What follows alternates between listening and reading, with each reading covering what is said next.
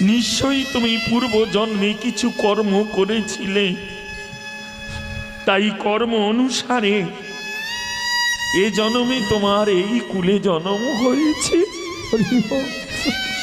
এই জমিদারি বংশে তোমায় বাস দিয়েছে।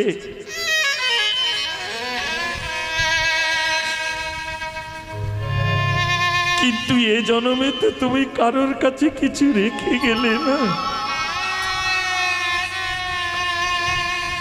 কোন সাধুগুরু, কৃষ্ণ ভক্ত, বৈষ্ণব, দেব দেবী কারোর তুমি সেবা করলে না।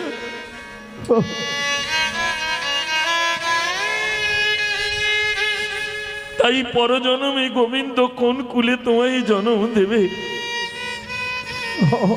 জমিদার তখন বুঝতে পেরেছে, মা তাহলে নিয়ে এসেছিলাম আমি ভাগ্য। হ্যাঁ